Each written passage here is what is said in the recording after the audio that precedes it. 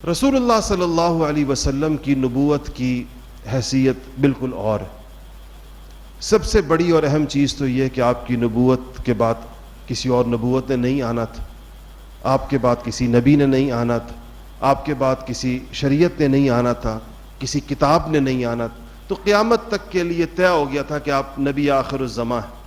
रसूलुल्लाह सल्लल्लाहु अलैहि वसल्लम ने ख़ुद अपनी नबूवत की जो मिसाल दी, आपने फरमाया कि मेरी नबूवत की मिसाल ऐसे कि जैसे कोई शख्स एक बहुत ही शानदार इमारत बनाए, एक हसीन व जमील इमारत बनाए, मगर उसमें एक ईंट का खला रह जाए और देखने वाला जब उस इमारत को चारों तरफ से देखे तो वो उसके हुस्न व जमाल और उसकी खूबसूरती के ऊपर दंग रह जाए, मगर उस एक ईंट का जो खला है उसको वो न समझ पाए कि ये क्यों छोड़ दिया गया। तो फरमाया कि वो आखिरी ईंट मैं हूँ और मैं नबी आखिरी नबी हूँ कि मेरे ज़रिए से नबूवत की उस इमारत में अल्लाह जल्ल शानहू ने उसकी तकमील फरमा। उससे पहले भी यानी आपको पता ही है कि 1 लाख से ज़ायद अम्बिया अलैहिस्सलाम आए, तो उन सब ने गोया दीन की उस इमारत के अंदर उन सब का एक हिस्सा है और वो सारे के सारे उसमें मौजूद हैं। रसूलुल्लाह सल्लल्लाहु अलैहि वसल्लम की इस नबूवत की इस खासियत का जो तकाज़ा था, इस खुसूसियत का जो तकाज़ा था, वो आपकी ज़िंदगी के तमाम चीज़ों की हिफाजत, कि आपकी ज़िंदगी की हर चीज़ महफूज रहेगी और इतनी छोटी छोटी चीज़ें भी महफूज रहेंगी कि लोगों को इस पर ताज्जुब होगा कि इसका तज़किरा करने से क्या फ़ायदा। जिस तरह आपकी तालीमात पर मुशरिकीन मक्का जब सहाबा कराम को आप सल्लल्लाहु अलैहि वसल्लम की सारी तालीमात का मुज़ाकरा करते हुए देखते थे तो वो इस पर हैरान होते थे और पूछा उन्होंने बाकायदा सहाबा से कि क्या तुम्हारे नबी तुम्हें बैतुल खला जाने का और वहाँ फारिग होने का तरीक़ा भी तुम्हें बताते हैं? यानी ये उनका ख्याल था इससे नबी की इतनी ऊंची तालीमात का इस चीज़ से क्या ताल्लुक़ हो सकता है। तो हज़रात सहाबा बड़े फ़ख्र से कहते थे कि हाँ, हमारे नबी सल्लल्लाहु अलैहि वसल्लम ने हमें ये तरीक़े भी सिखाए हैं और हमें तरीक़े भी बताए हैं। ज़िंदगी का वो हिस्सा जो बहुत ही निजी है, बहुत ही ज़्यादा पर्सनल है, यानी किसी शख्स की अपनी बीवियों के साथ उनके निजी मरासिम, उनके ताल्लुकात और उसकी तरतीब, सहाबा जैसे माशरे में जहाँ हया और पर्दा अपने पूरे उरूज पर ले जाया जा चुका था, उसकी तफसीलात तक इस उम्मत के लिए महफूज रखी गई और ये ज़ाब्ता और कायदा तय हुआ कि शरीयत के मामलात में पूछने के लिए, सवाल करने के लिए हया को रुकावट नहीं बनाया जाएगा। यानी ये नहीं समझा जाएगा कि ये चीज़ हया के ख़िलाफ़ है इसलिए इस पर सवाल नहीं होगा, इसमें इंसान जो मर्ज़ी उसको उसकी इजाज़त होनी चाहिए। वो भी हुज़ूर सल्लल्लाहु अलैहि वसल्लम की शरीयत में ऐसा नहीं रखा गया। सहाबा ने खुलकर सवालात किए, ख़ुद आप सल्लल्लाहु अलैहि वसल्लम से भी, और हैरत की बात यह है कि पर्दे में आकर अज़वाज मुतहरात से भी, उनसे भी पूछा और कभी उन सवालात के ऊपर मदीना के माशरे में या आप सहाबा के माशरे में ये नहीं समझा गया कि ये सवाल क्यों उठाया गया, ये सवाल क्यों पूछा गया, बल्कि उनका जहन ये बन चुका था कि छोटी से छोटी चीज़ में ज़िंदगी उसी तरह गुजारनी है जिस तरह रसूलुल्लाह सल्लल्लाहु अलैहि वसल्लम इरशाद फरमा कर गए हैं या करके गए हैं। आपका हर हर अमल जो है उसको ज़िंदा, ये इस उम्मत की खुसूसियत थी कि सबसे पहले तो हर चीज़ पूछी गई और हर चीज़ पर सवाल हुआ। आप सल्लल्लाहु अलैहि वसल्लम को अल्लाह जल्ल शानहू ने अजीब 23 साल ज़िंदगी में एक अजीब मुख्तलिफ़ हालात से गुजारा, मुख्तलिफ़ कामों के ज़रिए से, मुख्तलिफ़ चीज़ों के ज़रिए से, कि उसमें इस कदर डाइवर्सिटी है, इतना तनव्वो है कि इंसान हैरान हो जाता है कि आप सल्लल्लाहु अलैहि वसल्लम पर मक्का में वो ज़माना भी है कि आप अपने एक रफ़ीक़ के साथ, एक को अपने साथ लेकर और एक को अपने बिस्तर पर लिटाकर मक्का मुकरमा से इसलिए जा रहे हैं, इसलिए हिजरत फरमा रहे हैं कि आप पर इस शहर में अरसा हयात तंग कर दिया गया, आपको दावत देने में मुश्किलात हैं, इबादत में मुश्किलात हैं, अपने काम में मुश्किलात का तो आपने सामना किया 13 साल, लेकिन वो मुश्किलात अब इस हद तक बढ़ गई हैं और वो लोग इस कदर आपके जान के दरपे हो चुके हैं कि अल्लाह जल्ल शानहू के हुक्म से आपने बिल आखिर शहर छोड़ा। कोई शहर छोड़ देना, अपने घर से निकल जाना, अपना घर बार और अपनी हर चीज़ छोड़ देना किसी इंसान की मज़लूमियत की یا اس کی بے بسی کی ایک آخری حد ہوتی ہے. اور پھر یہ دور بھی آپ کا موجود ہے اور اس کی تفصیلات موجود ہیں. اور پھر چند سال کے بعد اسی شہر میں آپ فاتح کی حیثیت سے داخل ہوتے ہیں. پورے شہر کے انسانوں کی زندگی آپ کے رحم و کرم اور آپ کے اشارہ ابرو پر ہوتی ہے کہ آپ اشارہ بھی کریں. ایک انتہائی گستاخ شخص آیا اور اس نے کہا کہ یا رسول اللہ مجھے پناہ دے، مجھے امن دے دیجیے. یہ وہ شخص تھا جس کے جرائم میں ایسے جرائم تھے کہ ناقابل معافی اور ناقابل عفو تھے. اس پر صحابہ کا خون تھا، اس نے انتہائی سب و شتم کیا تھا، بہت زیادہ، بہت بڑا وہ شاتم رسول تھا. تو اس نے آ کر آپ سے ایک دم سامنے آ کر آپ سے معافی کا طالب ہوا. تو آپ نے کہا کہ ہاں تمہیں امان، تمہیں معافی، تمہیں امان ہے. تو بعد میں صحابہ کو اس کی معافی پر تعجب ہوا کہ اس کو کیسے معافی مل گئی، یہ تو کسی بھی اعتبار سے معافی کا مستحق نہیں ہے. تو آپ نے فرمایا کہ اگر میرے معاف کرنے سے پہلے، یعنی وہ تو اس کے جرائم تو ایسے تھے کہ اگر تم میں سے کوئی آگے بڑھ کر اس کا کام تمام کر دیتا تو بھی ٹھیک تھا، مطلب اس میں کوئی حرج نہیں تھا. لیکن جب اس سے مجھ سے معافی مانگ لی اور میرے سامنے کھڑا ہو گیا تو میں نے اس کو معافی دی. تم لوگوں نے اس سے پہلے. تو صحابہ نے کہا کہ یا رسول اللہ آپ ہمیں اشارہ فرما دیتے، مطلب جو اس نے بات کی تو بجائے اس کو جواب دے کر معافی دینے کے، اگر آپ ہمیں اشارہ کر دیتے، آنکھ سے اشارہ کر دیتے کہ اس کا کام تمام کر دو تو ہم کر دیتے. تو آپ نے فرمایا کہ اللہ کے نبی کے لیے یہ مناسب نہیں ہے کہ وہ اشارے کرے، یعنی وہ چھپی ہوئی اس بندے کو پتہ نہ ہو اور میں کوئی ایسا اشارہ اس کے بارے میں کروں جس سے تم لوگ، یہ اللہ کے نبی کے اخلاق کے خلاف. کہنے کا مقصد یہ کہ لوگوں کی زندگیاں آپ کے اشارے پر آ چکی تھی. اور یہ ایک اتنا بڑا فرق ہے. اس وقت کے بھی احکامات موجود. بعض انبیاء علیہ السلام کی زندگیوں میں جنگ کی نوبت نہیں آئی، لشکروں کی قیادت کی نوبت نہیں آئی. ان کی تعلیمات کے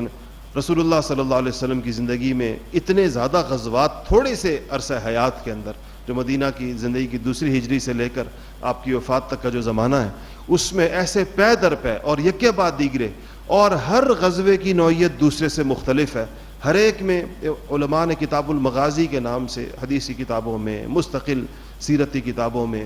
غزوات کو جو آپ صلی اللہ علیہ وسلم کی ہیں، جو بدر سے شروع ہوتی ہیں، بڑا غزوہ بدر سے پہلے بھی ہوئی ہیں چھوٹے چھوٹے مارکے، لیکن جو بڑا مارکا غزوہ بدر سے جو شروع ہوتا ہے اور آپ کی حیات کے آخر تک جو غزوہ اور سرایا جن سے آپ کا سابقہ ہوا، اس کی اتنی تفصیلات قلم بند کی ہیں کہ اس پہ مستقل بڑی بڑی تصنیفات ہیں اور بہت شروع کے زمانے میں وہ لکھی گئی ہیں. تو یہ جو اس کو عربی میں تنوع کہتے ہیں، یعنی ایک ڈائیورسٹی، ہر قسم کی اس میں دور ملے گا. اس میں وہ زمانہ بھی ملے گا کہ آپ کے گھر میں فاقے ہیں، اور وہ زمانہ بھی ملے گا جب غنیمت کی بہتات ہے، اور وہ زمانہ بھی ملے گا جب آپ کے ساتھ کوئی نہیں ہے، اور وہ زمانہ بھی ملے گا جب آپ کے ساتھ 1.25 لاکھ یا 1,40,000 رفقا حجۃ الوداع کے موقع کے اوپر آپ کے ساتھ. یہ آپ نے جو محنت اس 23 سال کے عرصے میں کی تھی اور جو انسان تیار کیے تھے، وہ سارے کے سارے اس حجۃ الوداع کے موقع پر آپ کے سامنے موجود تھے. اسی لیے اس موقع پر آپ نے اپنا وہ مارکۃ الآراء خطبہ ارشاد فرمایا، جس کو انسانیت کا سب سے بنیادی اور بڑا چارٹر قرار دیا جاتا ہے، جس میں آپ نے کچھ اصولی چیزیں بیان فرمائیں. کئی موقع ملا تو اس کے اوپر تفصیلی گفتگو کریں کہ آپ نے اس موقع پہ کیا کیا کچھ ارشاد فرمائے تھے. تو یہ دونوں ادوار آپ نے دیکھے. اسی طرح آپ نے ہجرت بھی دیکھی اور آپ نے فتح بھی دیکھی. آپ نے غزوات میں فتح بھی دیکھی اور اس میں ایک ظاہری شکست کے اسباب بھی دیکھے. آپ نے خود اقدام بھی دیکھا اور اپنے اوپر ہونے والے اقدامات جو آپ کے اوپر لوگ آئے مختلف طریقوں کے ساتھ، اس کو بھی آپ نے دیکھا. بادشاہوں کے ساتھ مراسم، تعلقات، ان کو خطوط، ان کی طرف سے جوابات یا ان کو ہدایہ اور ان کی طرف سے ہدایہ، پوری سفارتکاری کا ایک مکمل مربوط نظام آپ کی زندگی میں چلا اور آپ نے اس کو بھی دیکھا. سوسائٹی میں جو نچلے طبقات سمجھے جاتے تھے ان کے ساتھ بھی آپ کا معاملہ آیا، اور سرداران قریش کے ساتھ بھی آپ کا معاملہ آیا. خواتین کے لیے بھی، اور ان کو مسلمانوں کی زندگیوں میں ان کا جو ایک رول ہے اس کو جس طریقے کے ساتھ آپ نے انٹیگریٹ کیا وہ بھی سامنے آیا. اور اس زمانے میں جو سوسائٹی میں ان کی حیثیت تھی اس کی تصویر بھی پوری کی پوری حدیث اور سیرت کی کتابوں میں موجود ہے. یہ جو ایک پورا نظام حیات ہے آپ کا، جس کا آغاز آپ کی پیدائش سے ایک طرح سے ہوتا ہے، کیونکہ آپ کی پیدائش اور اس کے بعد کے بہت سارے واقعات کا تعلق، اگرچہ وہی نہیں آئی تھی لیکن اس کا تعلق آپ کے پیغام کے ساتھ تھا. اس پوری زندگی کو ہم لوگ سیرت کہتے ہیں. ہم کہتے ہیں یہ رسول اللہ صلی اللہ علیہ وسلم کی سیرت ہے، بایوگرافی ہے، سیرت النبی ہے، اور اس پر اتنا کام ہوا ہے، اس قدر تصانیف لکھی گئی ہیں، اور ہر طریقے سے اس کے ایک ایک پہلو کے اوپر. اب میں اس دن ایک اپنی لائبریری میں ہی دیکھ رہا تھا کہ نبوت کے بعد کی زندگی تو یقیناً بڑی اہم ہے، نبوت سے پہلے کے جو 40 سال ہیں اس پر مستقل کتابیں لکھی گئی ہیں کہ پہلے نبوت ملنے سے پہلے آپ کے کام کیا ہوتے تھے، آپ نے کیا کیا کچھ کیا، آپ کا بچپن کیسے گزرا، اس بچپن میں جو واقعات بعض پیش آئے. مثال کے طور پر آپ کے بچپن میں ایک واقعہ آتا ہے کہ آپ کا سینہ مبارک چاک کیا گیا، فرشتے آسمان سے آئے اور انہوں نے آپ کو لٹایا. ایک دفعہ حضرت آپ کی جو دائی صاحبہ تھی حلیمہ سعدیہ